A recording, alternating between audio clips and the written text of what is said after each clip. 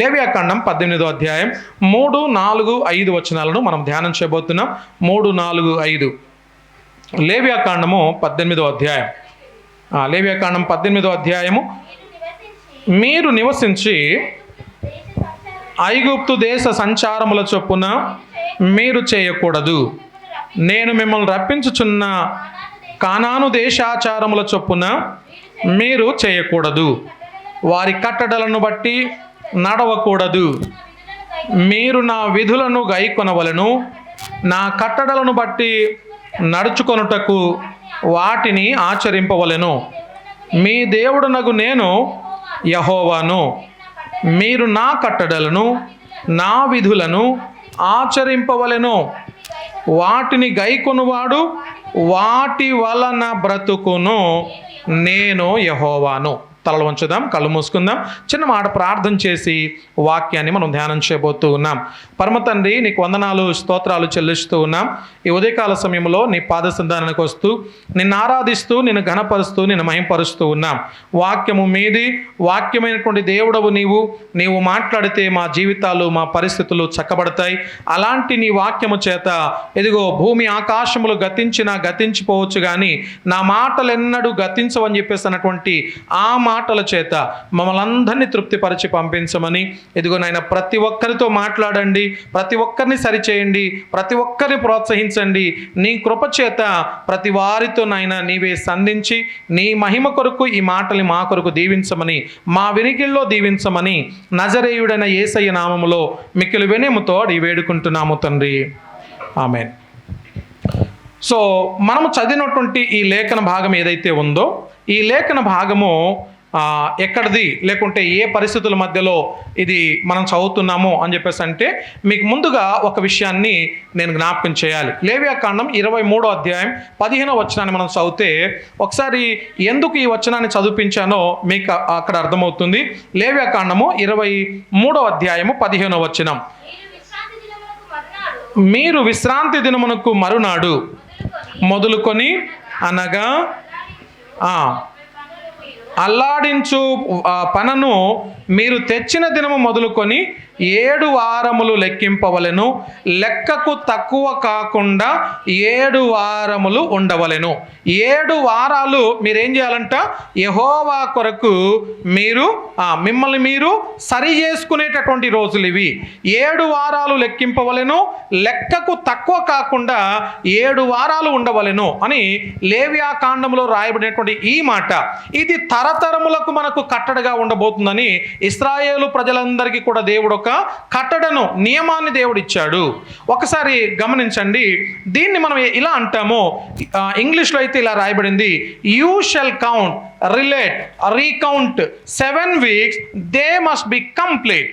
చూడండి, రిలేట్ లేకుంటే రీకౌంట్ అనే ఈ పదాలు ఏదైతే ఉన్నాయో మనల్ని మనం సరి చూసుకునేటటువంటి రోజులు, మనల్ని మనం సరి చేసుకునే రోజులు.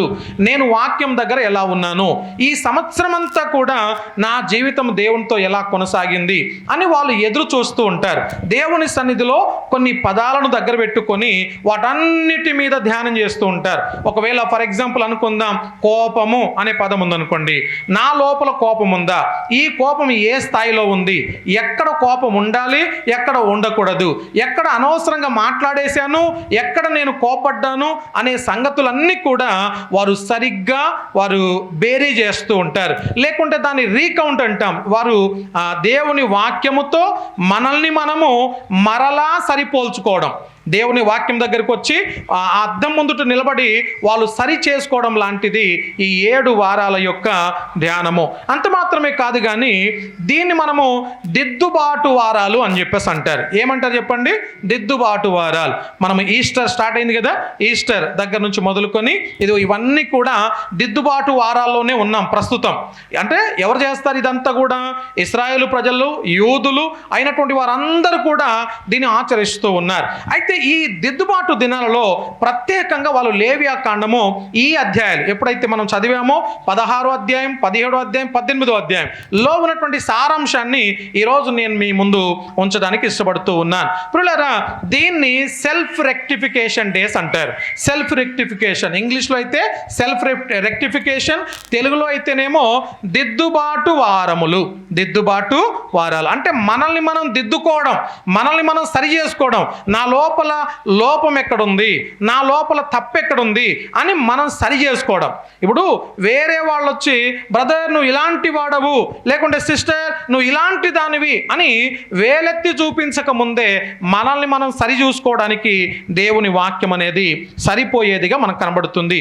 ఈ సెల్ఫ్ రెక్టిఫికేషన్ డేస్ని పస్కా పండుగ మొదలుకొని పెంతెకోస్తు వరకు, అంటే మొదటి వారం అంతా కూడా పోయిన అటు వారంలో ముగించబడింది.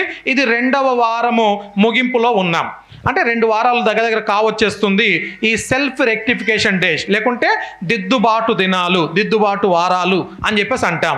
ఈ దిద్దుబాటు దినాలలో మనము ఈరోజు నేర్చుకోవాల్సినటువంటి అంశం ఏంటి? ఇప్పటి వరకు భయభక్తుల గురించి, తర్వాత సంతులనం, సౌందర్యం, తర్వాత సోదర భావం, శ్రద్ధ, జాగ్రత్త లేక స్పష్టత, దయాభావం లాంటి అనేకమైనటువంటి విషయాలు వాళ్ళంతా ధ్యానం చేశారు. అంటే దీని ఉద్దేశం ఏంటి? సహోదర భావం అంటే సహోదరులుగా ఎలా ఉన్నాం, అన్నదమ్ములుగా ఎలా బ్రతుకుతున్నాం, ఎక్కడైనా అన్నదమ్ముల మధ్యలో ప్రాబ్లమ్స్ ఉన్నాయా, అన్నదమ్ముల మధ్యలో ఒకే తల్లి కడుపులో పుట్టాం, అయితే ఏదో చిన్న చిన్న అంశాల మీద ప్రాబ్లమ్స్ వచ్చాయి, వాడు అవతల నేను యువతల, లేకుంటే నా తమ్ముడు అవతల వైపు ఉన్నాడు నేను యువతల ఉన్నాను, మరి మా మధ్యలో ఏదైనా సరి సంబంధమైనటువంటి విషయాలు, లేకుంటే సరి తూగగలిగిన మరి సరి చేసుకోగలిగిన అంశాలు ఏదైనా ఉన్నాయా అని ఈ ఇశ్రాయేలు ప్రజలందరూ కూడా ఈ 7 వారాలలో వారు సరి చేసుకునే రోజులు ఇవి. దీన్నే దిద్దుబాటు దినాలు అంటారు. దిద్దుబాటు దినాలు లేక దిద్దుబాటు వారాలు. దిద్దుబాటు ఈజ్ నథింగ్ బట్ దిద్దుబాటే సిద్ధబాటు. ఒక సంఘానికి దిద్దుబాటు అనేది సిద్ధపాటుతో సమానం. నిన్ను నీవు దిద్దుకున్నావు అనుకో, మనం సిద్ధపడుతున్నట్టు 2వ రాకడ కొరకు, దేవుని రాకడ కొరకు మనమందరము కూడా సిద్ధపడుతున్నటువంటి వారం అని చెప్పేసి అర్థం. ఇక ఈరోజు వాక్యం దగ్గరకు వద్దాం. ఇప్పుడు నేను చదివించినటువంటి లేవియా కాండం 18వ అధ్యాయము 3, 4, 5 వచనాలలో 5వ వచనాన్ని నేను మీ కొరకు చదువుతున్నాను. మీరు నా కట్టడలను నా విధులను ఆచరింపవలెను, వాటిని గైకొనువాడు వాటి వలన బ్రతుకును. దేని వల్ల బ్రతుకుతాడంట? దేవుని విధుల వలన, దేవుని ఆజ్ఞల వలన మనిషి బ్రతుకుతాడు. తర్వాత నేను యెహోవాను అని మాట్లాడుతున్నాడు. సో ప్రియులారా గమనించండి, దేవుని విధులు, దేవుని కట్టడలు, దేవుని న్యాయ విధులు ఇవన్నీ కూడా ఎలాంటివి అని చెప్పేసి అంటే మనకు బ్రతకడానికి పనికొచ్చేవి. దేవుని విధులన్నీ దేని పనికి వస్తాయి చెప్పండి? మనం బ్రతకడానికి పనికి వస్తాయి. అంటే మనం ఎలా బ్రతకాలో నేర్పించేది దేవుని వాక్యం. మనం ఎలా జీవించాలి, ఎటువైపుగా ప్రయాణం చేయాలి, ఇవన్నీ కూడా మనకు నేర్పించేది ఒక్క దేవుని వాక్యం మాత్రమే. అయితే అలాంటి దేవుని వాక్యంలో నుండి ఆ మొదటి 2 వచనాలు మీరు లేక 3, 4 వచనాలు చదివితే అక్కడ ఒక విషయాన్ని మనం చూస్తాం. వర్తమాన కాలంలో జరిగినది అంటే ఆల్రెడీ జరిగిపోయినటువంటిది, ఆ ఆచారాలు మీరు చేయొద్దు అని చెప్పేసి అంటున్నాడు. తర్వాత 2వదిగా ఏమని మాట్లాడుతున్నాడంటే, భవిష్యత్తులో కూడా నేను మీకు కానాను దేశం ఇవ్వబోతున్నాను, ఆ దేశంలో వెళ్ళిన తర్వాత కూడా ఇదిగో మీరు ఈ ఆచారాలు ఆచరించకూడదు, ఈ పద్ధతులు పాటించకూడదు, ఇలాంటి పనులు మీరు చేయకూడదు అని దేవుడు కొన్ని విధులు చెప్తున్నాడు వాళ్ళకు. చాలా జాగ్రత్తగా వినండి. మొదటి మాటలు చాలా ఇంపార్టెంట్. మీరు వింటున్నప్పుడు ఒకసారి అర్థం కాకపోయినా వింటూ ప్రయత్నం చేయండి. తప్పకుండా పరిశుద్ధాత్మ దేవుడు మనతో ఉండి మనకు సాయం చేస్తాడు. వాక్యం అర్థమయ్యేటట్టుగా చేయగలిగిన వాడు ఒక్క పరిశుద్ధాత్మ దేవుడు మాత్రమే. దేవునికి స్తోత్రం చెప్దాం. హల్లెలూయా. సో కాబట్టి ఈ దిద్దుబాటు దినాలలో ఉన్నటువంటి మనమందరము కూడా సిద్ధపడుతున్నామా లేదా? దేవుని రాకడ చాలా సమీపంగా ఉంది. ఈ మధ్యలో జమ్మూ కాశ్మీర్లో జరిగినటువంటి ఆ సంఘటన సంఘటన మీ అందరికీ తెలిసే ఉండొచ్చు. 26 మంది భారతీయులు వాళ్ళు ఆ కులం ఈ కులం ఈ మతం ఆ మతం ఇవన్నీ పక్కన పెడితే వాళ్ళు ఫస్ట్ ఆఫ్ ఆల్ ఇండియన్స్ 26 మంది ఇండియన్స్ని అతి కిరాతకంగా దారుణంగా మరి ఆ 4 టెర్రరిస్టులు చంపేశారు. మన ఇండియన్ ఆర్మీ వేసుకున్నటువంటి ఆ డ్రెస్ వేసుకొని వచ్చారు. వాళ్ళ మధ్యలో నిలబడి కొంతమంది అయితే భార్య భర్తలు తింటున్నటువంటి వాళ్ళకు కూడా చంపేశారు. ఒక ఆయన అయితే నువ్వు ఖురాన్ చదువుతావా అని చెప్పేసి అనుకొని చదువు అని చెప్పేసి చదివించి మరి నువ్వు సరిగ్గా చదవలేకపోతున్నావు కాబట్టి నిన్ను చంపేస్తున్నాం. తర్వాత మరొకరు అలా ఎంతమంది 26 మంది డెడ్ బాడీస్ ఎంత కిరాతకంగా చంపారో మనమంతా చూస్తూ ఉన్నాం. దాన్ని బట్టి ఈ మధ్యలో పాకిస్తాన్కు ఇండియాకు వార్ రావచ్చు, యుద్ధం ప్రకటించబడవచ్చు, ఏ టైంలోనైనా యుద్ధానికి సిద్ధపడండి అని చెప్పేసి అన్నట్టుగా ఆ యుద్ధ మేఘాలన్నీ కూడా కమ్ముకుంటూ ఉన్నాయి. ప్రియులారా గమనించండి, వాక్యములో ఆల్రెడీ చెప్పబడింది, మీరు యుద్ధముల గురించి యుద్ధ సమాచారముల గురించి మీరు వింటారు అని చెప్పేసి రాయబడింది. ఆల్రెడీ మనం వింటున్నాం, చూస్తున్నాము కూడా. ఆ తర్వాత ఎక్కడ చూసినా కానీ మరణాలు, మరణ హోమాలు, ఎన్నెన్ని మరి హత్యలు, మరి కుట్రలు కుతంత్రాలు మనుషుల మధ్యలో ఇవన్నీ కూడా పెరిగిపోతా ఉన్నాయి. ఇలాంటి పరిస్థితుల మధ్యలో ఇప్పుడు దేవుడు అంటున్నాడు, మీరు నివసించిన ఐగుప్తు దేశాచారముల చొప్పున మీరు చేయకూడదు. అంటే ఐగుప్తులో ఏ పనులైతే మీరు చేశారో ఆ పనులు ఇప్పుడు చేయకూడదు, వాటి జోలికి వెళ్ళకూడదు. రెండవదిగా ఇంకేమంటున్నాడు, నేను మిమ్మల్ని రప్పించుచున్న కానాను దేశాచారముల చొప్పున కూడా మీరు చేయకూడదు. అంటే ఐగుప్తులో ఉన్నప్పుడు కొన్ని చేశారు, అవి చేయొద్దు. ఇప్పుడు నేను తీసుకెళ్ళబోతున్నటువంటి దేశంలో వాళ్ళు కూడా కొన్ని చేస్తారు, వాటి ప్రకారంగా కూడా మీరు చేయకూడదు. అంటే భవిష్యత్తు కాలాలలో ఏ పనులు చేయకూడదో దేవుడు ముందుగా వాళ్ళకు గైడ్ చేస్తూ ఉన్నాడు, వాళ్ళకు నేర్పిస్తూ ఉన్నాడు. ప్రియులారా చాలా జాగ్రత్తగా గమనించండి. ఇక్కడ చేయరాదు అన్నటువంటి ఈ మాట ఏదైతే మనం చూస్తున్నామో ఇది ప్రిన్సిపల్ లెవెల్ ఆఫ్ కమాండ్మెంట్ అంటారు. ఓకే, సో ఒక ప్రైమరీ లెవెల్ ఆఫ్ కమాండ్మెంట్ అని చెప్పేసి అంటారు. అంటే ప్రాథమికంగా ఇది చేయొద్దు, ఇది తినకూడదు, ఇలా ఉండకూడదు అని దేవుడు ప్రాథమికమైనటువంటి కొన్ని నియమాలు, సూత్రాలు క్రైస్తవులకు దేవుడు ఇస్తూ ఉన్నాడు. అలాంటి సూత్రాలలో ఇదొక సూత్రం, మీరు ఐగుప్తు ఆచారాల ప్రకారం చేయొద్దు, కానాను ఆచారాల ప్రకారం కూడా చేయొద్దు. మరి ఏం చేయాలి? వాళ్ళ ప్రకారం చేయొద్దు, వీళ్ళ ప్రకారం చేయొద్దు, ఎవరి ప్రకారం చేయాలి, ఎలా మేము ముందుకు వెళ్ళాలి అని వాళ్ళు అడుగుతారు కదా. ఇప్పుడు అసలు 16వ అధ్యాయం దగ్గరకు వచ్చి మీరు చూస్తే, ఒక్కసారి 16వ అధ్యాయం దగ్గరకు వద్దాం. చూడండి, 16వ అధ్యాయం లేవియాకాండము 16వ అధ్యాయము మొదటి వచనాన్ని చదువుదాం. ఎవరైనా ఒక్కరు చదవండి. అహరోను 2 కుమారులు యెహోవా సన్నిధికి సమీపించి చనిపోయిన తరువాత యెహోవా మోషేతో మాట్లాడి ఇట్లా నేను ఇక్కడ ఒక్కసారి ఆగుదాం. మొదటి వచనంలో అహరోనుకు 2 కుమారులు ఉన్నారు. ఎవరి అహరోను? ప్రధాన యాజకుడు. అహరోను ఎవరండి? ప్రధాన యాజకుడు. ఈ ప్రధాన యాజకునికి 2 కుమారులు ఉన్నారు. ఆ 2 కుమారులు కూడా ఏమైపోయారంటే చనిపోయారు. వాళ్ళిద్దరు చనిపోయారు. ఎలా చనిపోయారు? దేవుని సన్నిధానానికి సమీపించి చనిపోయారు. అంటే ఎక్కడ వెళ్ళకూడదో దేవుడు వాళ్ళకు ఆల్రెడీ ముందు చెప్పాడు. అయితే దాని ప్రకారంగా వాళ్ళు చేయలేదు. దేవుడు వెళ్ళొద్దు అన్నటువంటి ప్లేస్లో వాళ్ళు వెళ్ళారు, చనిపోయారు. చనిపోయిన తర్వాత అహరోను అంటే ప్రధాన యాజకుని కుమారులు 2 చనిపోయిన తర్వాత ఈ అధ్యాయం స్టార్ట్ అవుతుంది.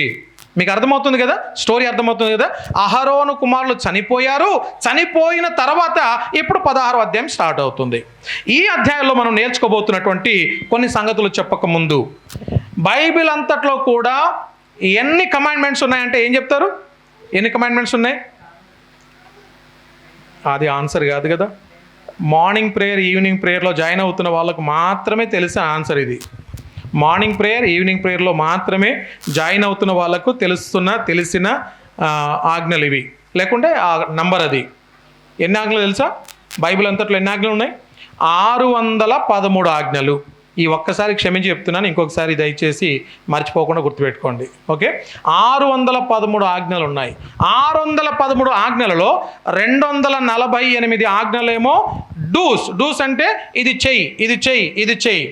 డు నాట్ అనేటటువంటి ఆజ్ఞలు ఉన్నాయి. అదేమో దాదాపుగా 365 ఆజ్ఞలు. 365 ఆజ్ఞలు చేయకూడదు అన్నటువంటి ఆజ్ఞలు.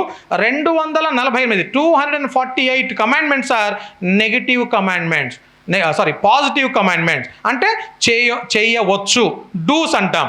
ఇవి చెయ్యి, ఇది చెయ్యి అన్నటువంటి ఆ కమాండ్మెంట్స్ని మనం చూస్తాం. 248 365 ఈ రెండింటిని కలిపితే మొత్తం ఎంత వస్తుంది? 613 ఆజ్ఞలు వస్తాయి. అంటే బైబిల్ అంతట్లో ఎన్ని ఆజ్ఞలు ఉన్నాయి? 613 ఆజ్ఞలు ఉన్నాయి. ఈ 613 ఆజ్ఞలు అన్నీ కూడా ఒకసారి మీరు చూడండి, పాతవి చేయకూడదు, కానాను ఆచారాలు మీరు చేయొద్దు అని చెప్పేసి మనము చూస్తూ ఉన్నాం. ఫర్ ఎగ్జాంపుల్ అనుకుందాం, కానాన్లో ఒకవేళ మంచి పని చేస్తున్నారు అనుకోండి, ఆ మంచి పని కూడా వీళ్ళు చేయొద్దా? మంచి పని కూడా వాళ్ళు చేయొద్దా? ఒకవేళ కానాన్లోనో ఐగుప్తులోనో దేవుడు అంటున్నాడు, వాళ్ళ పద్ధతిలోనే వెళ్ళకండి, వాళ్ళు చేసినట్టే మీరు చేయకండి అంటున్నాడు కదా. వాళ్ళు ఒకవేళ ఏదైనా మంచి పని చేస్తున్నారు అనుకోండి, ఆ పని కూడా వీళ్ళు చేయొద్దా? మీరు చెప్పండి, చేయాలా చేయకూడదా? సుప్రియ, అర్థమవుతుందమ్మా? అర్థమవుతుందా? ఒకవేళ అర్థమైతే మీరు చెప్పండి. కానాను, ఐగుప్తు 2 ప్లేసెస్. వీళ్ళు ఫస్ట్ ఐగుప్తులో ఉన్నారు ఇశ్రాయేల్ ప్రజలు. వాళ్ళ ఆచారం ప్రకారం చేయొద్దు, వాళ్ళ పద్ధతుల ప్రకారం మీరు వెళ్ళకండి అన్నాడు. ఇప్పుడేమో నేను ఇంకొక దేశం చూపించబోతున్నాను, అది కానాను దేశం. ఆ కానాను దేశానికి వచ్చిన తర్వాత వాళ్ళ ఆచారాల ప్రకారం కూడా మీరు చేయొద్దు అంటున్నాడు. ఒకవేళ వాళ్ళు మంచి పనులు చేస్తున్నారు అనుకో, ఆ మంచి పనుల ప్రకారం వీళ్ళు చేస్తే దేవుడు దాన్ని కూడా వద్దంటాడా? చేయొద్దంటాడా? చేయమంటాడా? చేయకూడదు. ఎందుకు చేయకూడదు? దేవుడు లేకుండా చేస్తున్న పనులు అవి. దేవుడు కలిగి చేసే పనులు వేరే. ఇప్పుడు రోడ్డు దాటించడం, ఒక బ్లైండ్ మ్యాన్కి, కళ్ళు కనిపించిన వ్యక్తికి రోడ్డు దాటించడము, లేకుంటే అవసరతలు ఉన్నటువంటి వ్యక్తికి సహాయం చేయడం, ఇవన్నీ కూడా మంచి పనులేగా. చేస్తే తప్పేంటి అంటే, దేవుడు లేకుండా నువ్వు మంచి ఎంత చేద్దాం అనుకున్నా కానీ మంచి 0 లెవెల్లో ఉంటుంది. అది దేవుని కలిగుండి నీవు పని చేయగలిగితే, దేవుని కలిగుండి నువ్వు ఆ పని చేయగలిగితే నెక్స్ట్ లెవెల్, హై లెవెల్లో ఉంటుంది అది. హల్లెలూయా. సో వాళ్ళకి దేవుడు అదే మాట చెప్తున్నాడు, నన్ను కలిగుండి ఇప్పుడు నేను చెప్పింది మీరు చేయండి, ఆజ్ఞల ప్రకారంగా చేయండి. తర్వాత ఆచారాల ప్రకారం కాదు, వాళ్ళు అది ఆచరించారు, నేను ఆచరిస్తాను. వాళ్ళు ఈ పద్ధతిలో చేశారు, నేను ఈ పద్ధతిలో చేస్తాను. ఈ పద్ధతులు, ఆచారాలు మనకొద్దు. మరేం చేయాలి? నేను ఇవ్వబోతున్నటువంటి కమాండ్మెంట్స్ ఉన్నాయి కదా, ఆజ్ఞలు ఉన్నాయి కదా, ఆజ్ఞల ప్రకారంగా చెయ్యండి అని వాళ్ళకు చెప్తూ ఉన్నాడు. పాజిటివ్ విషయాల్లో మనం కసిగా ఉండడం గురించి దేవుడు నేర్పిస్తూ ఉన్నాడు. అంటే ఏది చెయ్యాలో, ఇప్పుడు సత్యము పలకవలెను రాసిందనుకోండి, నువ్వు సత్యమే మాట్లాడుతున్నావు, అబద్ధాలు మాట్లాడట్లేదు, సత్యమే మాట్లాడుతున్నావు, దాన్ని ఏమంటాము? పాజిటివ్ కమాండ్మెంట్ అది. అంటే పాజిటివ్ అంటే చెయ్యొచ్చు అన్నటువంటి మాట అది. దీన్ని నువ్వు గట్టిగా పాటిస్తున్నావు అనుకో, అస్సలు అబద్ధం ఆడకుండా సత్యమే మాట్లాడుతున్నావు, ఆ టైంలో అసత్యం మాట్లాడాలన్నా మనసు ఒప్పుకోదు. అవునంటారా కాదంటారా? ఇప్పుడు ఎప్పుడు సత్యం మాట్లాడే వ్యక్తికి అసత్యం చెప్పాల్సి వస్తే చెప్పడానికి మనస్సాక్షి ఒప్పుకోదు. అవన్నీ కూడా 0 అయిపోతాయి. నో, ఐ షుడ్ నాట్, నేను చేయకూడదు, నేను మాట్లాడకూడదు, ఇది నా పని కాదు అని చెప్పేసి అనుకుంటాడు. అలానే దేవుడు కూడా అంటున్నాడు, వాటిని మీరు గైకొంటే మీరు బ్రతుకుతారు. ఏమని చెప్పాను? అహరోను కుమారులు చనిపోయిన తర్వాత అధ్యాయం స్టార్ట్ అయింది. ఇప్పుడు బ్రతకాలి. బ్రతకడం గురించి ఏం చేయాలో రాయబడినటువంటి మాటలే ఇప్పుడు మనం చదువుతున్నాం. అర్థమైందా? ఎంతమందికి అర్థమైందో దేవునికి స్తోత్రం చెప్పండి. హల్లెలూయా. అహరోను కుమారులు చనిపోయారు, ఇప్పుడు ఉన్నటువంటి మీరు బ్రతికి ఉండాలంటే ఏం చేయాలి, మీరైనా చావకుండా ఉండాలంటే ఏం చేయాలో మనకు కొన్ని సంగతులను దేవుడు మనకు ఇస్తూ ఉన్నాడు. ప్రియులారా, గమనించండి, దేవుడు ఒక కుటుంబాన్ని ఇస్తాడు, ఒక ఉద్యోగాన్ని ఇస్తాడు, ఒక వ్యాపారాన్ని ఇస్తాడు, ఏదైనా ఒక పనిని ఇస్తాడు, లేకుంటే ఒక మంచి భార్యను, భర్తను, పిల్లల్ని దేవుడు ఇస్తాడు. ఇదంతా కూడా సువార్తీకరణలో ఒక భాగం, సువార్త చేయడానికి ఒక కారణం. నీ కుటుంబంలో సమస్యలు ఉన్నాయనుకోండి, వాటిని జయించుకుంటూ దేవుని వైపు చూస్తూ ముందు వచ్చావనుకోండి, అది గొప్ప సువార్త. అది నువ్వు వేరే వాళ్ళకి చెప్పినట్టే కదా. భార్యాభర్తల మధ్యలో సమాధానం లేదు, కానీ మీరిద్దరు సమాధానంగా బ్రతుకుతున్నారు, ఆ సమస్యను సరి చేసుకున్నారు. వేరే వాళ్ళకి మనం ఏం నేర్పిస్తున్నట్టు? అరే, క్రైస్తవ కుటుంబాల్లో ప్రాబ్లమ్స్ ఉన్నా వాళ్ళు దేవుని వైపు చూస్తూ ఒకరినొకరు సరి చేసుకొని ఇప్పుడు ఎంత బాగా చిలక గోరింకల్లాగా కలిసి ఉన్నారు. నిజంగా చిలక గోరింకలు కలిసి ఉంటాయా? అది చెప్పడానికి అలా సామెతను వాడతారు తప్ప చిలక గోరింకలు అనే వర్డ్ సరైనటువంటి విషయమేం కాదు, రైట్? సో ఇక్కడ చిలక గోరింకలాగా ఎలా కలుస్తున్నారు వీళ్ళు? వాళ్ళ మధ్యలో దేవుడు ఉన్నాడు కాబట్టి. దేవునికి స్తోత్రం, హల్లెలూయా. సో కాబట్టి ఇక్కడ దేవుడు ఇచ్చేటటువంటి ఏదైనా, అది కుటుంబము, వ్యాపారము, ఏదైనా కావచ్చు గాక, అందులో నుండి దేవుని చూడగలగాలి, అందులో నుండి దేవుని చూపించగలగాలి వేరే వాళ్ళకు. నా వ్యాపారంలో దేవుడు ఇంతగా నన్ను ఆశీర్వదించాడు, లేక నా పనిలో, నా ఉద్యోగంలో దేవుడు నన్ను ఇంతగా ఆశీర్వదించాడు, ఈ దేవుడు ఎంత గొప్పవాడో చూడండి అని మనం వేరే వాళ్ళకు సువార్త చెప్తున్నాం. ఎక్కడ వేసిన గొంగలు అక్కడే ఉందనుకోండి, అనుకుందాం ఈ సంవత్సరం 1,00,000 రూపాయలతో నేను వ్యాపారం స్టార్ట్ చేశాను. నా వ్యాపారం నెక్స్ట్ ఇయర్ కల్లా ఏం కావాలది? 1,00,000 రూపాయలు పెట్టుబడి పెట్టిన వాడని నెక్స్ట్ ఇయర్ వచ్చేసరికి ఓ 10 లక్షలతో పెట్టుబడి పెట్టగలిగిన స్థాయి పెరగాలి. ఆ స్థాయి పెరగకుండా 1,00,000 రూపాయలు వాడు కాస్త 50,000 కోసం 50,000 ఇరాదు, కొంచెం పెట్టుబడి పెట్టుకోవాలి, వ్యాపారం చేసుకోవాలనుకుంటున్నా, ఒక 50,000 ఇవ్వండి అని చెప్పేసి అంటే పరిస్థితి ఏంటి?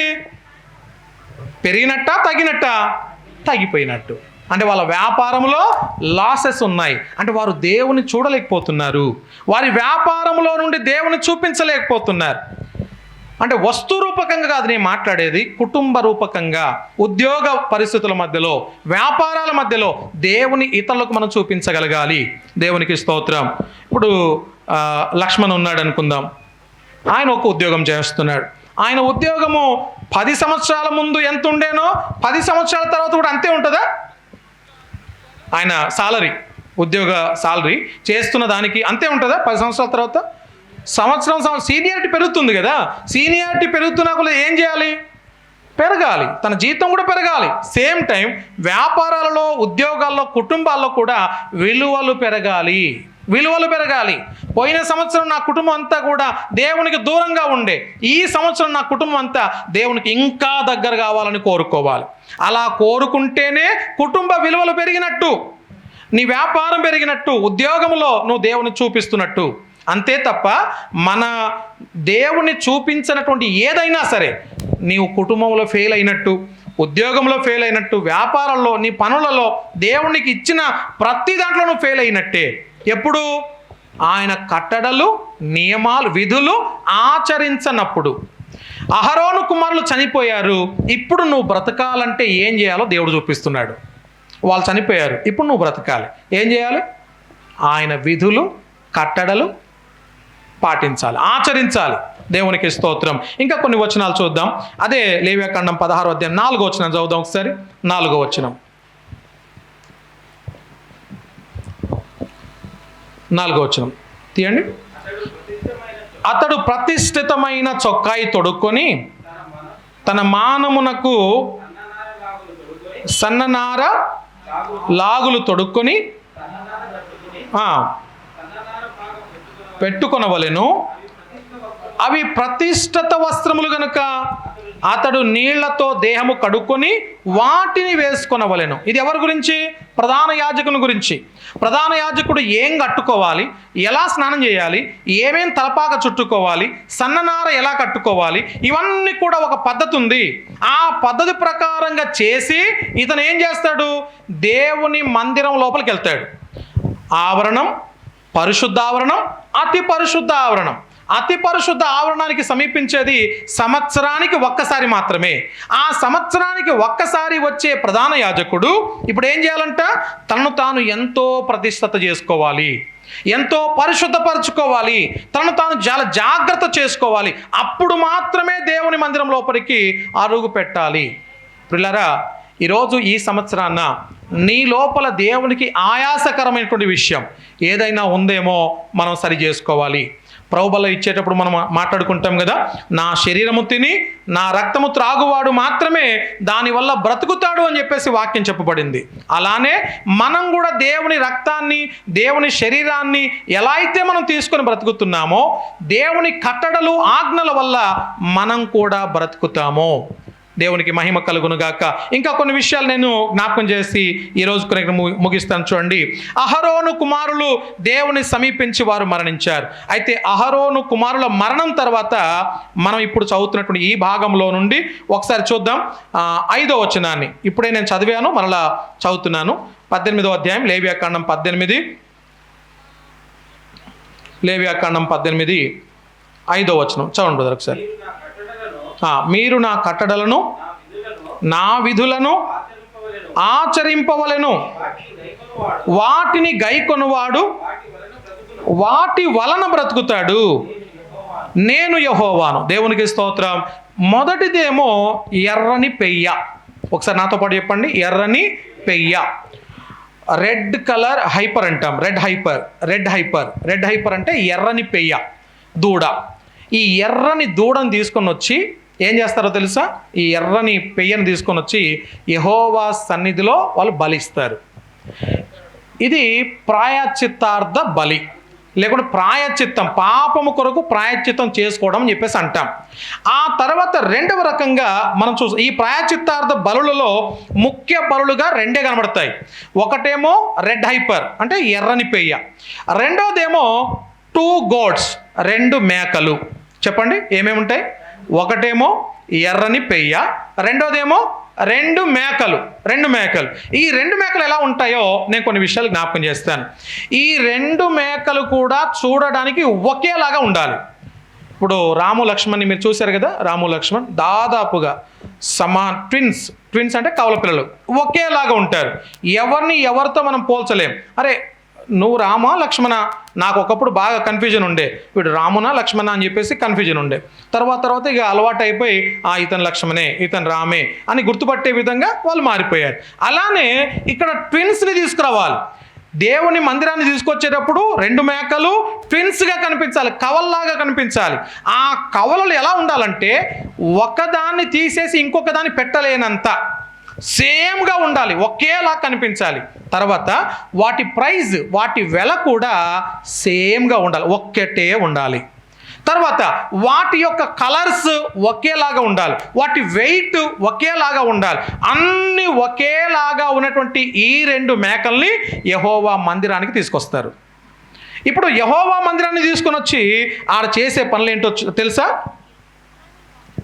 ఈ రెండింటిని కూడా తీసుకొచ్చి వాళ్ళు ఏం చేస్తారో తెలుసా? ఆ రెండింటిని తీసుకొని వచ్చి దేవునికి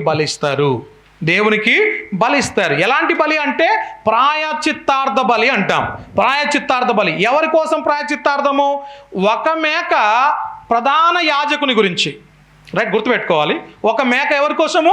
ప్రధాన యాజకుని కొరకు. రెండవ మేక ఇశ్రాయేలుల పాపము నిమిత్తమై, ఇశ్రాయేలుల సర్వ సమాజం పాపము నిమిత్తమై అందరి పక్షాన ఒక మేక, యాజకుని కుటుంబం కొరకు ఒక మేక. ఈ 2 మేకల్ని కూడా బలి ఇవ్వాలి. ఎలా బలిస్తారు? బలి ఇచ్చేటప్పుడు ఆ 2 మేకల్ని ఒక్క దగ్గర నిలబెట్టి వాటి పైన చీట్లు వేస్తారు. ఆ చీట్లు ఎలా ఉంటాయి అంటే, మనకు సామెతల గ్రంథంలో ఒక మాట రాయబడింది, చీట్లు ఒళ్ళో వేసుకుంటారంట. కానీ ఆ ఒళ్ళో వేసుకున్నటువంటి ఆ చీటి, లేకుంటే దాని యొక్క ఆ చీటిని తీసేటటువంటి క్రమంలో దేవుడే ఎన్నుకుంటాడు. ఇప్పుడు అవునా కాదా అని 2 చీట్లు వేసామనుకోండి, నువ్వు కాదు అని తీద్దామని నీకు మనసులో ఉన్న అవునో కాదో తీపించగలిగిన, లేకుంటే సెలెక్ట్ చేసుకున్నవాడు దేవుడే చివరికి. హల్లెలూయా.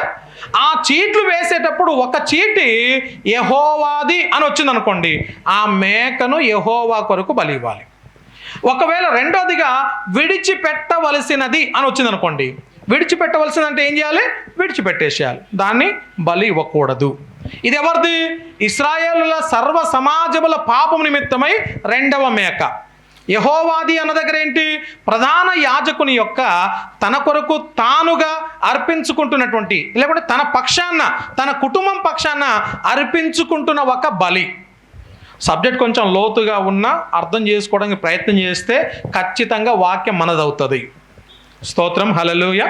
సో అన్నా నువ్వు ఏం చెప్తున్నావు, మాకు అర్థమవుతుందో లేదో కనీసం గమనిస్తున్నావా లేదా అని టెన్షన్ పడకండి. వాక్యము మనతో మాట్లాడేది. వాక్యము ద్వారా మనం నేర్చుకుంటాం, చాలా విషయాలు నేర్చుకుంటాం. ఈరోజు ఈ 2 మేకలు దేనికి సాదృశ్యం అంటే, ఒకటేమో యాజకుని పాపం నిమిత్తము, రెండోదేమో ఇశ్రాయేలు ప్రజల పక్షాన మరి ప్రాయశ్చిత్తముగా వధించబడుతున్నటువంటి గొర్రెపిల్ల, మేకపిల్ల. గమనించండి, ఈ 2 మేకపిల్లలు 2 కూడా ప్రభు అయిన యేసుక్రీస్తు వారికి సాదృశ్యం. హల్లెలూయా, దేవునికి స్తోత్రం. హల్లెలూయా. ఈ 2 మేకపిల్లలు 2 కూడా ప్రభు అయిన యేసుక్రీస్తు వారికే సాదృశ్యం. అంటే ప్రధాన యాజకుని కొరకు బలి కావలసినటువంటి వాడు కూడా యేసుక్రీస్తే, ప్రజలందరి కొరకు, ఇశ్రాయేలు పక్షాన ప్రజలందరి పక్షాన మరణించవలసినటువంటి వాడు, పాప పరిహారార్థము నిమిత్తమై ప్రాయశ్చిత్తముగా తనను తాను అర్పించుకోవాల్సిన వాడు కూడా ప్రభుని యేసుక్రీస్తు వారే. ఒక మేకనేమో చీట్లు వేసి బలి ఇస్తారు, రెండో మేకను వదిలిపెడతారు. వదిలిపెట్టేటప్పుడు ఒక మనిషి తీసుకొని వెళ్ళి ఎత్తైనటువంటి కొండపైకి తీసుకెళ్తాడు. ఇప్పుడు దాని ఎదుటనే ఇంకొక మేక కాళ్ళు చేతులు అలా అనుకుంటూ కదా అల్లాడించుకుంటూ చనిపోతుంది అనుకోండి, ఇంకొక మేక దాని ఫీలింగ్ ఏంటి? ఒకలాంటి భయం ఉంటుంది. కానీ దాన్ని తీసుకొని వెళ్తున్నప్పుడు ఒకలాంటి స్వేచ్ఛ, ప్రశాంతతను, అమ్మయ్యా నేను బచాయించనురా, నేను బ్రతికేసినా అని చెప్పేసి అనుకుంటుంది. ఈలోపు ఎత్తైన కొండ మీద తీసుకొని వెళ్ళి అమాంతంగా దాని కాళ్ళు పట్టుకొని పైనుంచి కింద వేసేస్తారు. వేసేసినప్పుడు అది నేలకు తగలక ముందే చనిపోతుంది. అది నేలకు తగలక ముందే చనిపోతుంది. అంటే ఇది ఎవరి కోసము? ఇశ్రాయేలుల ప్రజల అందరి పక్షాన చిందించబడుతున్న యేసు ప్రభు వారి రక్తం. ఆయన పరలోకము నుండి దిగి వచ్చిన జీవాహారము, పైనుండి వచ్చినటువంటి జీవాహారము. ఆయన రక్తము చిందించబడితేనే తప్ప మనుషులకు పాప క్షమాపణ లేదు. హల్లెలూయా, దేవునికి స్తోత్రం. హల్లెలూయా. సో కాబట్టి ఈ 2 మేకల యొక్క మరి ఆ సారాంశాన్ని నేను మీకు జ్ఞాపకం చేస్తున్నాను. చీట్లు వేయడం ఎలాంటిదో జ్ఞాపకం చేశాను, దాని రూల్స్ ఏంటో నేను చెప్పాను. ఆ తర్వాత ఈ రక్తము ఎక్కడెక్కడ వాడతారు అని చెప్పేసి మనం చూస్తే, సువర్ణ ధూప వేదిక అంటే పరిశుద్ధ ఆవరణములో లేకుంటే పరిశుద్ధ స్థలములో సువర్ణ ధూప పీఠిక ఉంటుంది. దాని దగ్గర అక్కడ వాడతారు రక్తాన్ని, అక్కడ చిందిస్తారు. 7 సార్లు చిందిస్తూ ఉంటారు. ఇదంతా కూడా యేసు ప్రభువారు బలి కాబోతున్నటువంటి దానికి సాదృశ్యంగా వాళ్ళంతా కూడా ముందే చేసినటువంటి బలులు. ఈరోజు అన్ని బలులకు సాదృశ్యంగా, అందరి పక్షాన అన్ని బలులకు తీసివేసే విధముగా, కొట్టేసే విధముగా ప్రభు అయిన యేసుక్రీస్తు వారు మనందరి కొరకు ఆయన బలి అయ్యాడు.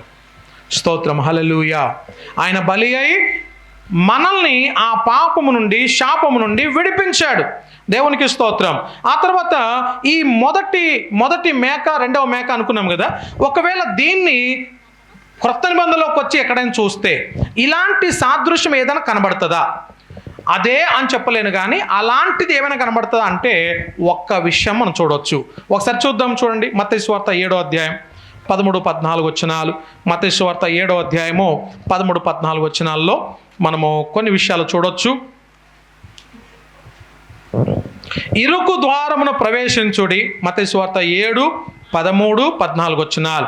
ఇరుకు ద్వారమును ప్రవేశించుడి, నాశనమునకు పోవు మార్గము వెడల్పును, ఆ దారి విశాలమునై ఉన్నది, దాని ద్వారా ప్రవేశించు వారు అనేకులు. తర్వాత నెక్స్ట్, జీవమునకు పోవు ద్వారము ఇరుకును, ఆ దారి సంకుచితమునై ఉన్నది, దాని కనుగొను వారు కొందరే. ఏంటంట? ఇరుకైనటువంటి మార్గము, విశాలమైనటువంటి మార్గం. ఇరుకైన మార్గంలో ఎంతమంది వెళ్తారంట? కొందరే. దాన్ని కనుగొనేవారు ఎంతమంది? కొందరే. ఇప్పుడు మనం ఉన్న కొద్ది మంది, బయట మనుషులు చాలామంది ఉన్నారు, వాళ్ళు ఇరుకైన మార్గంలో రావడానికి ఇష్టపడ్డారు. యేసుప్రభుని నమ్ముకుంటే తాగొద్దంటగా, యేసుప్రభుని నమ్ముకుంటే అబద్ధాలు మాట్లాడొద్దంట కదా, యేసుప్రభుని నమ్ముకుంటే ఇది చేయొద్దంట కదా. ఇవన్నీ చేయకూడదు అందరికీ తెలుసు. యేసుప్రభుని నమ్ముకుంటేనే కాదు, నమ్ముకోకపోయినా ఇవి చేయకూడదు, వాళ్ళకి తెలుసు అన్నీ కూడా. యేసుప్రభుని నమ్ముకుంటే స్ట్రిక్ట్గా పాటించాలి, వీటన్నిటి విషయంలో జాగ్రత్తగా ఉండాలి. ఏదైనా బలహీనత, ఏదైనా దేవునికి అసహ్యమైనది నీ లోపల ఉంటే దాన్ని సరి చేసుకోవాలి. దాన్ని సరి చేసుకోకపోతేనే సమస్య. ఇరుకైన మార్గంలో ప్రవేశించువారు, దాన్ని కనుగొనువారు కొద్దిమందే.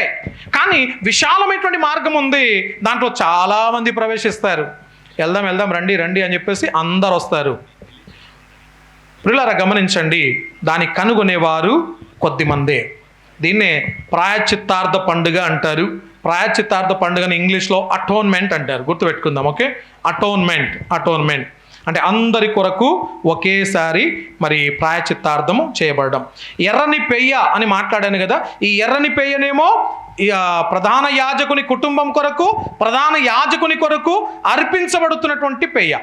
రెండవ మేకలు ఉన్నాయి కదా, ఈ రెండు మేకలు కూడా రెండు మేకలు ఒకేలాగా హైట్లో, వెయిట్లో, అన్ని విషయాల్లో ఒకేలాగా ఉండి అందరి కొరకు, ప్రజలందరి కొరకు, తర్వాత యెహోవాదిగా పిలువబడుతున్నటువంటి మేక అని మనం చూస్తూ ఉన్నాం, రైట్. సో ఇక ఈ రోజు కొరకు చివరిగా ఈ రెండు మేకల ద్వారా మనమే నేర్చుకోవాలి.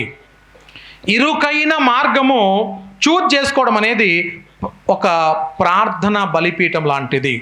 ప్రార్థన చేయడానికి అందరు ఇష్టపడతారా? కొందరే ఇష్టపడతారా? అందరు ఇష్టపడతారా? కొందరే ఇష్టపడతారు. ప్రార్థన చేయడం అందరికి ఇష్టమా? నో, కొందరికే ఇష్టం. దేవుని సన్నిధికి రావడం అందరికి ఇష్టమా? నో. ఇప్పుడు ఇంట్లో నుంచి భార్య భర్తలు ఇద్దరు ఉన్నారనుకోండి, భార్య వెళ్తే భర్త రాడు, భర్త వెళ్తే భార్య రాడు, మామూలుగా.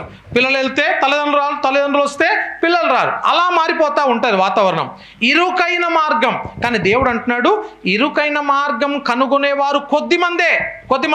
ఆ కొద్ది మందిలో నువ్వు ఉన్నావా లేదా అనేది ప్రశ్న. ఇప్పుడు ఈ కొద్ది మందిలో నేనున్నానా లేనా, నా కుటుంబం ఉందా లేదా, ఇరుకైన మార్గాన్ని కనుగొన్నానా లేదా? ఒకవేళ కనుగొనలేకపోతే విశాలమైన మార్గంలో ఉన్నామని అర్థం. ఈ విశాలమైన యొక్క మార్గం యొక్క ఆ చివరి దశ, లేకుంటే అది నడిపించేది నరకానికి నడిపిస్తుంది. సర్వలోకానికి, సర్వ సృష్టికి సువార్తను ప్రకటించడానికి మరి బయలుదేరిన రెండవ మేక కనిపిస్తుంది. ఈ రెండవ మేక విడవబడినటువంటి మేక. దీనికి ఒక అవకాశం ఇవ్వబడుతుంది, సర్వలోకానికి వెళ్ళి ప్రజలందరి కొరకు ప్రాయశ్చిత్తార్థముగా చనిపోవడానికి, పైనుండి మరి రక్తము కార్చే విధముగా. దేవునికి స్తోత్రం కలుగునుగాక. ఇక ప్రతిష్ఠత సమయంలో అహరోను కుమారులు వారు మరణించినట్టుగా మనం చూస్తూ ఉన్నాం. వారిని వారు ప్రతిష్ఠించుకోలేదు. ఇప్పటిదాకా నేను పాట పాడేటప్పుడు, నడిపించు నానావా అనే పాట పాడేటప్పుడు ఏమని మాట్లాడుకున్నాం? ఆత్మార్పణ చేయకయే ఆశించితి నీ చెలిమి. నన్ను నేను సమర్పించుకోలేదు, ఆత్మను నీకు ఇవ్వలేదు, కానీ నేనేమని కోరుకుంటున్నాను? దేవా, నేను నీతో చెలిమి కావాలి, ఫ్రెండ్షిప్ కావాలి. ఆత్మను సమర్పించుకోకుండా, నిన్ను దేవుని సమర్పించుకోకుండా నువ్వు నాకు ఆశీర్వాదాలు ఇవ్వు, నన్ను దీవించు ప్రభువా, నా కుటుంబాన్ని ఆశీర్వదించు, ఎలా చెప్పగలుగుతున్నాం? సాధ్యమా ఇది? దేవుడు ఇస్తాడా? నో. సో ఆత్మను అర్పించుకున్నటువంటి వాడు దేవుని స్నేహాన్ని కోరుకుంటాడు. అలానే ఇక్కడ కూడా ప్రతిష్ఠత చేసే సమయంలో అహరోను కుమారులు వారిని వారు ప్రతిష్ఠత చేసుకోలేదు కనుక వారు దేవుని సమీపించారు, అలా చనిపోయారు. మనం అలాంటి తప్పులలో పడిపోవద్దు. కొంతమంది కొన్ని ఉద్యోగాల్లో, వ్యాపారాల్లో, కొన్ని పనులలో దేవుడు మనల్ని నిలబెడుతూ ఉంటాడు. అలాంటి టైంలో దినమెల్లా వధించబడుతున్నటువంటి గొర్రెపిల్లలాగా మనం కనిపించాలి. దినమెల్లా వధించబడుతున్న దేవుని గొర్రెపిల్లలాగా మనము కనబడాలి, మారాలి. ఆ వ్యాపారము, ఉద్యోగము, పని ఏది దేవునికి ఇచ్చినా ఆ పనిలో దేవుడు నిన్ను ఆ పనిలో నుండి నువ్వు దేవుని మహింపరచగలగాలి. ఆ పనిలో నుండి నువ్వు ఇతరులకు దేవుని చూపించగలగాలి. దేవునికి మహిమ కలుగును గాక. అహరోను కుమారులు దేవుని సమీపిస్తూనే వారు చనిపోయినట్టుగా మనం చూస్తూ ఉన్నాం. ఇప్పుడు మనం బ్రతకవలసిన వారం అహరోను మిగిలిన కుమారులు ఎలా బ్రతకాలో ఇప్పుడు దేవుడు మనకు నేర్పిస్తున్నటువంటి ఈ విషయాలను మనం విన్నాం. అందుకనే నైతిక సున్నితత్వం అనేది చాలా అవసరం. నైతిక సున్నితత్వం అంటారు, దీన్నే మనస్సాక్షి అంటారు. ఏదైనా పని చేసేటప్పుడు మనస్సాక్షి పని చేయాలి. మనస్సాక్షి పని చేయలేదనుకోండి, వాత వేయబడిన మనస్సాక్షి ఉందనుకోండి, అలాంటి వాళ్ళకి మనస్సాక్షి మ్యూట్లో ఉంటుంది. పని చేసే మనస్సాక్షి యాక్టివ్లో ఉంటుంది. యేసుప్రభుని నమ్మక ముందు సినిమా చూడడానికి పరిగెత్తుకుని వెళ్ళేవాడిని. యేసుప్రభుని నమ్మిన తర్వాత నా మనస్సాక్షి నన్ను గద్దించాలి. ఏమని? No, don't do that. అది నువ్వు చూడకూడదు, అది నీకు అవసరం లేదు. నువ్వు దేవుని సేవకునివి, నువ్వు విశ్వాసివి అని దేవుడు నన్ను గద్దించగలగాలి. నా మనస్సాక్షి పనిచేయాలి. ఆ మనస్సాక్షి ఎవరికైతే పనిచేస్తుందో వాళ్ళు నిజమైనటువంటి విశ్వాసులు, సేవకులు వారు మాత్రమే. ఎవరికైనా హర్ట్ చేసామనుకోండి, ఎవరికైనా బాధ పెట్టామనుకోండి, ఆలోచన చేయాలి. మనస్సాక్షి పనిచేస్తే అరే రే వాళ్ళని బాధ పెట్టాను, నా మాట ద్వారా, నా తలంపుల ద్వారా, నా పరిస్థితుల ద్వారా వాళ్ళని బాధ పెట్టాను, నేను వెళ్ళి సారీ అడగాలి, ఒకసారి క్షమాపణ కోరుకోవాలి, ఇది చెప్పగలగాలి. కాబట్టి ఈ 2 మేకల ద్వారా మనం నేర్చుకుంటున్నటువంటి అనేక లెసన్స్ మనం చూస్తూ ఉన్నాం. పాప పరిహారార్థ నిమిత్తం ప్రాయచిత్తార్థముగా మన కోసము అర్పించబడిన యేసుక్రీస్తు ప్రభువు మన కొరకు అర్పించబడినటువంటి అర్పణగా మనం చూస్తూ ఉన్నాం. ఇంకా చివరిగా ఈ రోజు కొరకు 2వ కొరింథీయులకు రాసిన పత్రిక 1వ అధ్యాయం 3వ వచనం. 2 Corinthians 2వ కొరింథీ 1వ అధ్యాయం 3వ వచనం నాకు చాలా ఫెమిలియర్, నాకు ఇష్టమైనటువంటి వచనముగా నేను ఎప్పుడు దీన్ని చెప్పుకుంటూ ఉంటాను. ఆ వచనాన్ని చదువుదాం. 2వ కొరింథీ 1వ అధ్యాయము 3వ వచనం. కనికరము చూపు తండ్రి, సమస్తమైన ఆదరణను అనుగ్రహించు దేవుడు, మన ప్రభువైన యేసుక్రీస్తు తండ్రియునైన దేవుడు స్తుతింపబడునుగాక.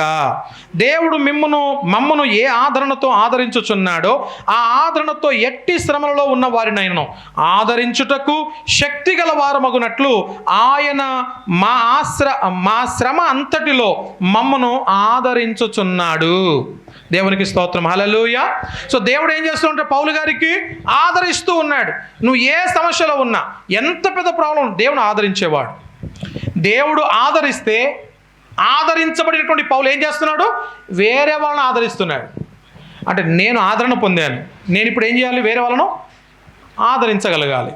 ఒకవేళ ఆదరించకపోతే ఏమవుతుంది?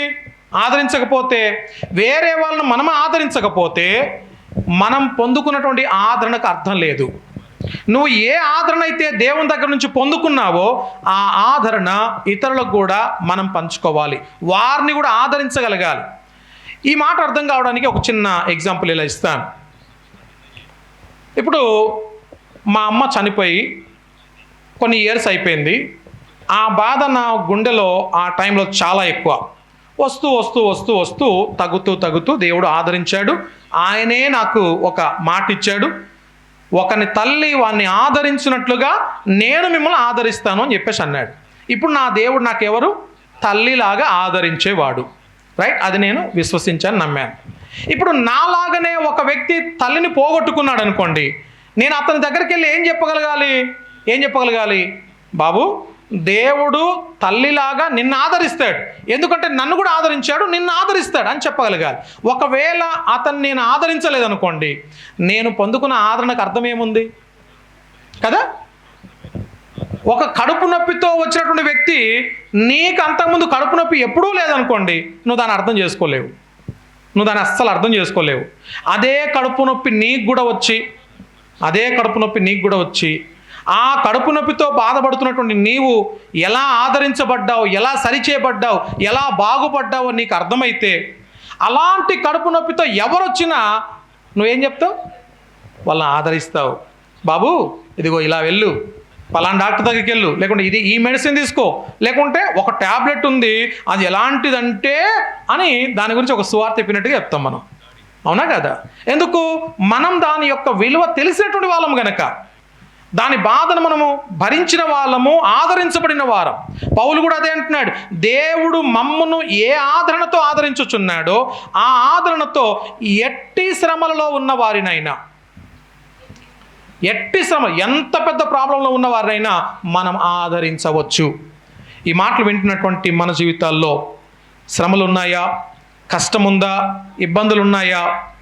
అయితే దేవుడు నిన్ను ఆదరించడానికి ఇష్టపడుతూ ఉన్నాడు. నీవు ఆదరించబడితే ఇతరులను ఆదరించు. నీలాంటి ప్రాబ్లం ఉన్నటువంటి వాళ్ళ లోకంలో చాలామంది ఉన్నారు. వాళ్ళకు కూడా నీవు ఒక సాక్షిగా ఉండాలి, వాళ్ళకు కూడా నువ్వు ఒక నిజమైనటువంటి సాక్షిగా దేవుని కోసం నిలబడాలి. చాలామంది యేసు ప్రభు వారి దగ్గరే కళ్ళ ఎదుటనే ఇప్పుడు పేతురా, ఇస్కరియోతు యూదానా, ఎవరు చాలా పెద్ద ఘోరమైన తప్పు చేసిన వాళ్ళంటే ఎవరి పేరు చెప్తాం మనం? ఎవరి పేరు చెప్తాం? ఇస్కరియోతు యూదానా, పేతురా? ఎవరు? యూదా అంటున్నారు, కరెక్టేనా? యూదానేనా? యూదా యేసు ప్రభును ఒక్కసారి తీసుకొచ్చి అప్పగించి అలా వెళ్ళిపోయాడు. తన తప్పును తాను తెలుసుకొని ఉరేసుకొని చచ్చిపోయాడు. అది కుక్క జీవితం అనుకోండి, కుక్క బతుకది.